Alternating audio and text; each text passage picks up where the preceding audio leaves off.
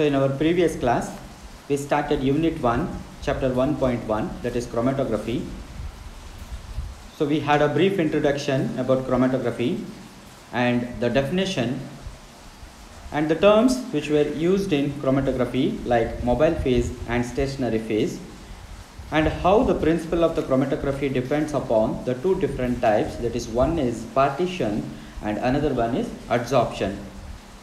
And also we discussed about the general principle of chromatography and how do we calculate the RF value and what is meant by RF value, and some sort of classifications were discussed, that is based on the stationary phase and the mobile phase, and the classification which was based only on the mobile phase which was used. So this is where we stopped in our last class. So in today's class, so let us discuss about thin layer chromatography in detail. So what is meant by thin layer chromatography? So it is a technique which is used to isolate non-volatile mixtures. The experiment is conducted on a sheet of aluminum foil. Okay, so the aluminum foil will look like this. So it will have a definite shape, that is, say for example, so here the width will be 2.5 centimeters and the length will be 7.5 centimeters. So we should cut the aluminum foil in this shape only, or it can also be done in glass. Okay, so you have seen glass slides, I think, in the laboratories in the practical class. So the glass slides will have the same dimension, so which will be coated with a thin layer of adsorbent material. So the adsorbent material may be the stationary phases like how I said yesterday. So starch can be used, or calcium carbonate, or silica gel. So these are the adsorbent materials which will be coated on this glass slide or aluminum foil. So the material usually used is aluminum oxide, cellulose, or silica gel. Okay, so this is what is used as a adsorbent material. So on the completion of separation, so each component appears as spots separated vertically. So here if you observe in this picture, so this is how the thin layer chromatography setup will be done.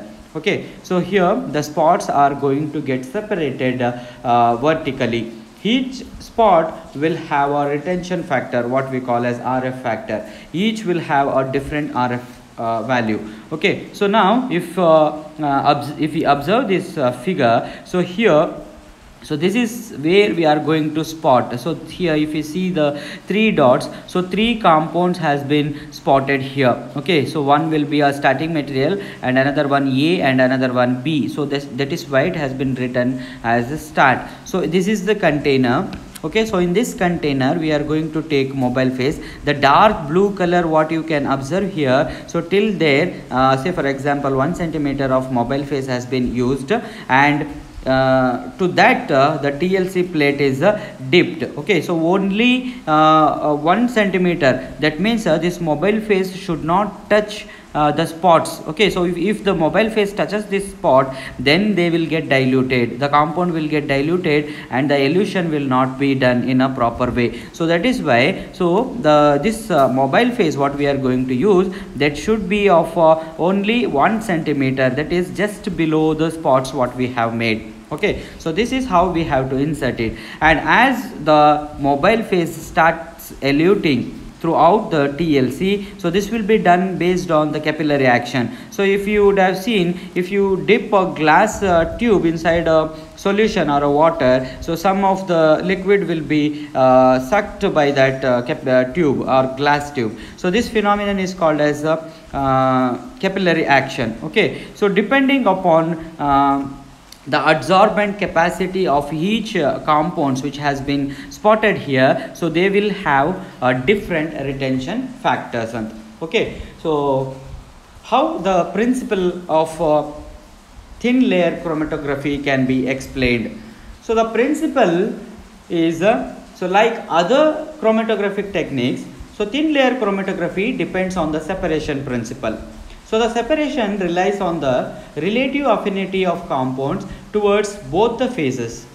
The compounds in the mobile phase move over the surface of the stationary phase. Okay, so that is what I said here. So here the compounds will move over the surface of the TLC. So that is a stationary phase.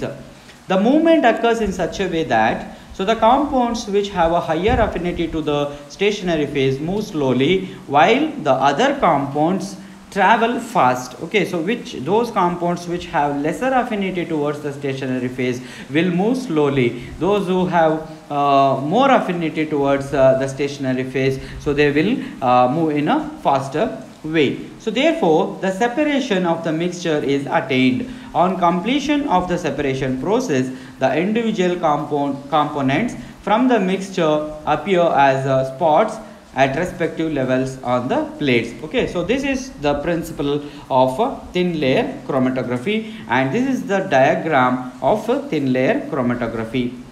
So what is the procedure to do a thin layer chromatographic experiment? So before starting with thin layer chromatography experiment, let us understand the different components required to conduct the procedure along with the phases involved.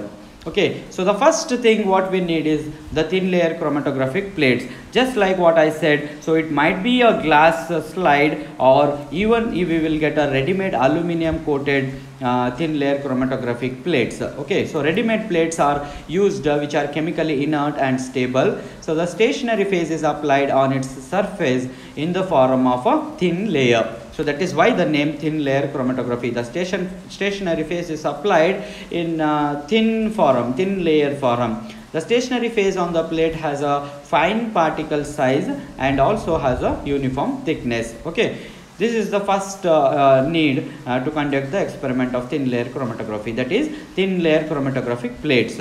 And the second one is thin layer chromatography chamber. Okay, so this is what is called as chamber. It just looks like a beaker. Okay, so we can use the beaker also. 100 ml beaker can be used.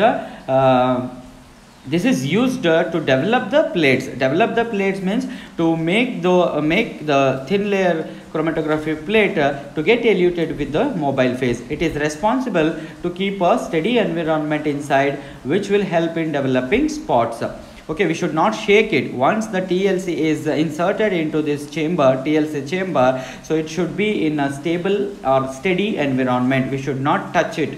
If we touch it, then the elution will become in order, so that the spots or the retention factor will be directly affected. Okay, so that is why it should be kept in a steady environment. Also, it prevents the solvent evaporation. It should prevent the solvent evaporation. So if we are conducting it with the help of a beaker, then we have to cover it with the cover, that is glass plate. Okay, so if we can keep a glass plate on this beaker, so that it is completely covered, and it will prevent the solvent evaporation. And next, what is needed to conduct a thin layer experiment is a mobile phase. So mobile phase is the one that moves and consists of a solvent mixture or a solvent. So this phase should be particularly free. The higher the quality of purity, the development of spots is better. So that is why it is very, very important to use a very good quality solvent or a mixture as a mobile phase. And next is thin layer chromatography filter paper. So it is placed inside the chamber. It is moistened in the mobile phase. Okay, so these are the requirements of thin layer chromatography. So next, how to conduct the thin layer chromatography experiment. So the stationary phase that is applied to the plate is made to dry and stabilize. First, once after applying the stationary phase into the aluminum foil or to the TLC, that is glass slide, so it has to be completely dried and stabilized. Stabilization means we can keep it inside the oven. Okay, once after the TLC is completely dried in the open place or under the sunlight, so it has to be kept inside the oven, so that it is completely dried and stabilized. Next, what we have to do, we have to apply the spots. So just like how we have spotted here, 3 spots are there. In the same way, we are going to spot it with the help of a capillary tube. Okay, and then we have to pour the mobile phase into the TLC chamber. Okay, we have to pour the mobile phase into the TLC chamber, and to maintain equal humidity, place a moistened filter paper in the mobile phase. Okay, so next what we have to do, place the plate in the TLC chamber and close it with a lid, okay, or a glass plate. We can use a glass plate. If you are using if you are performing it in a beaker, we can use a glass plate, and it is kept in such a way that the sample faces in the mobile phase. So sample should face towards the mobile phase. Spot, if you do the spot here, and we should not turn it like this and keep it inside the TLC chamber. So the spots should face towards the mobile phase, but it should not immerse in the solvent. That has to be taken care. So the spots should not immerse in the solvent, okay, and we have to wait till the development of the spots. Once the spots are developed, take out the plates and dry them. So we have to dry it. We can use a dryer, or we can just keep it under the sunlight for some time, and the mobile phase will completely get evaporated. Since we are using a solvent, definitely the solvent will get evaporated in the open environment only. Once after is evaporated or spots are developed, so we have to take out the plates and dry them. The sample spots can be observed under UV light chamber or iodine chamber. Even we can use iodine chamber also. Otherwise, if we have a UV light chamber, then we can insert it into the UV light chamber and we can observe it. Okay, so this is how a thin layer chromatographic experiment is conducted. Now we'll see what are the examples. So the examples are separation of citric acid and tartaric acid using thin layer of silica gel, which will be in acetic form as a stationary phase, and a mixture of butyl acetate or acetic acid and water will be used as a mobile phase. Okay, so the separation of citric acid can be easily done with the help of thin layer chromatographic technique. And the second example is so separation of green leaf extract. Okay, so this is what the basis of development of this chromatographic technique. So the Michael Sweat, he studied or he invented the chromatographic technique while he was performing the experiment on green leaves. He observed a yellow color, right? So this is what we discussed in our previous class. He observed a yellow color.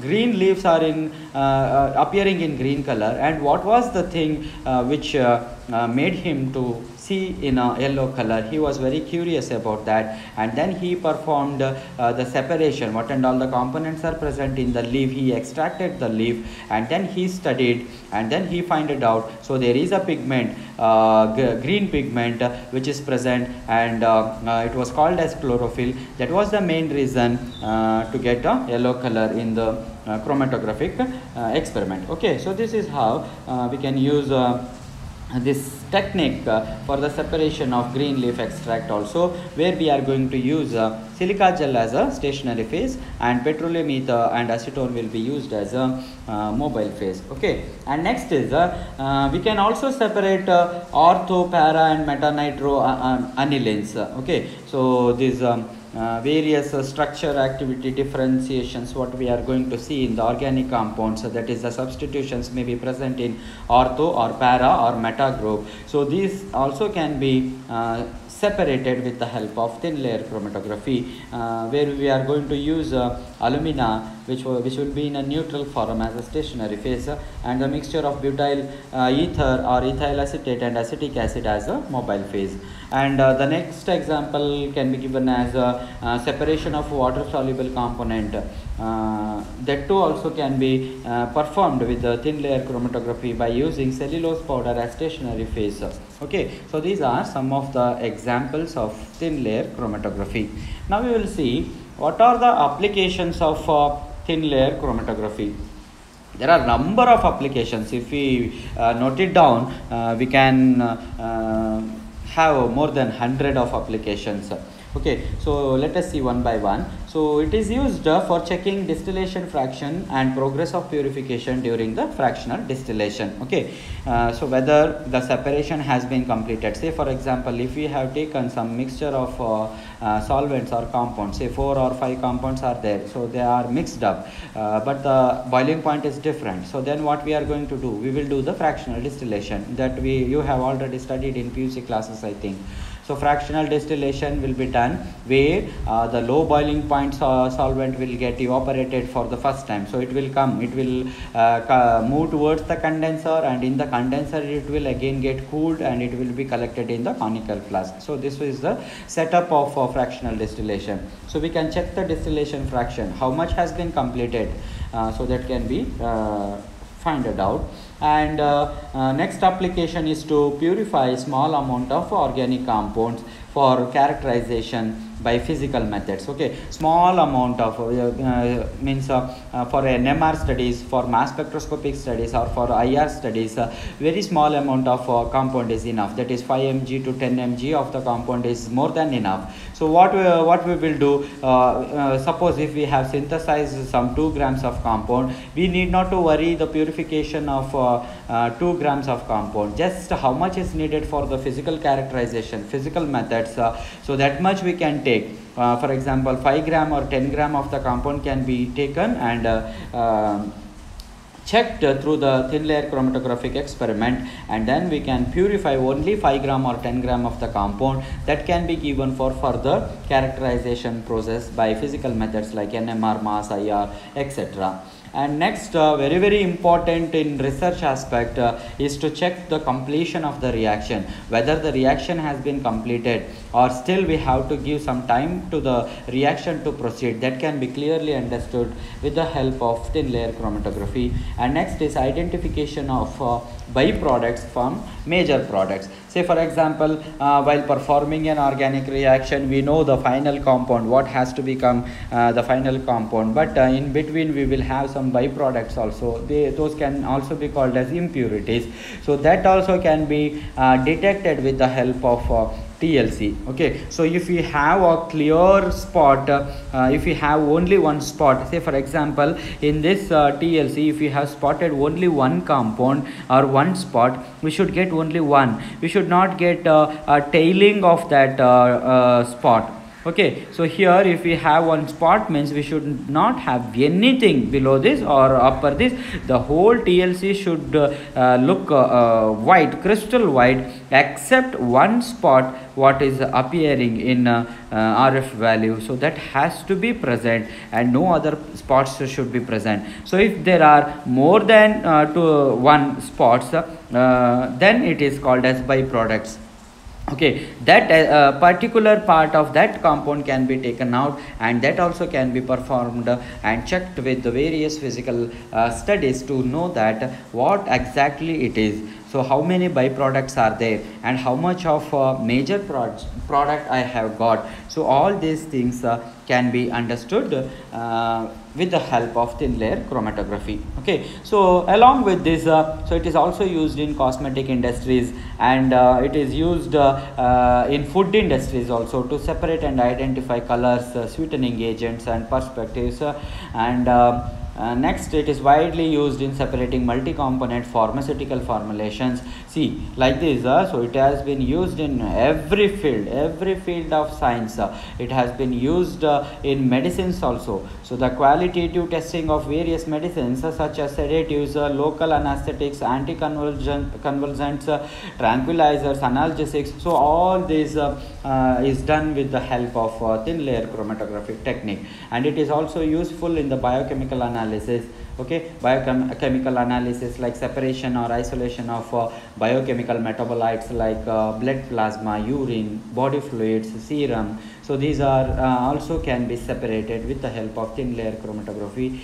In this way, so it has been used in all the fields of science. Okay, so this is what about the applications of thin layer chromatography. So along with the applications, it has got some disadvantages also. You need not to worry much about the disadvantages. So because it is not prescribed in your syllabus, but I will say one or two. So thin layer chromatography plates do not have longer stationary phase. Okay, so the stationary phase will get spoiled it will not have a longer stationary phase. That everything I will show you in the class. Once you come to the college, in one practical classes, I will show how to prepare the thin layer chromatography slides and how to spot it and how to prepare mobile phase and how we are going to elute it. Everything will be demonstrated in the class. Okay, and the results generated from TLC are difficult to reproduce. Reproduce means see, if we are performing the same experiment for 2 or 3 times, we should get to the same result. But RF value, what we are ultimately going to examine in a TLC, that will goes on changing. We will not get a reproducible values. So these are, there are some disadvantages also in thin layer chromatography. Okay, so this is what about the definition of thin layer chromatography. And this thin layer chromatography is known as liquid solid chromatography, that is LSC. Okay, and how the diagram of the thin layer chromatography looks like, and how to calculate the RF value. Okay, so how to spot it and how to calculate the RF value, and what are the examples of thin layer chromatography and what are the applications, and also we saw some 1 or 2 disadvantages also.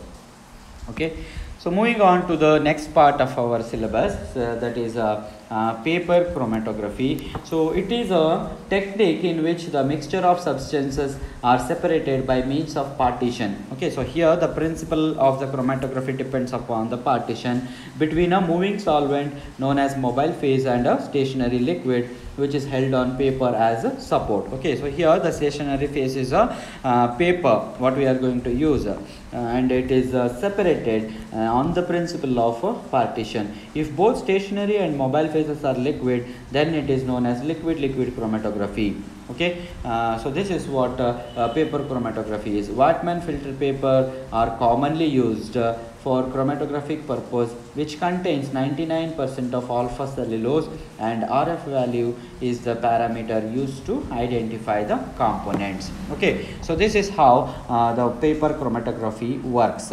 And now we will see what is the principle and how the partition is going to take place in the paper chromatography. Partition chromatography, because the substances are partitioned or distributed between liquid phases. The two phases are water, which is held in the pores of the filter paper. Okay, so say for example, if this is a filter paper, so here the compounds are held with the porous which is present in the filter paper, and the other phase is the mobile phase which passes through the paper. When the mobile phase moves, the separation of the mixture takes place. The compounds in the mixture separate themselves based on the differences in their affinity towards stationary and mobile phase solvents under the capillary action of pores in the paper.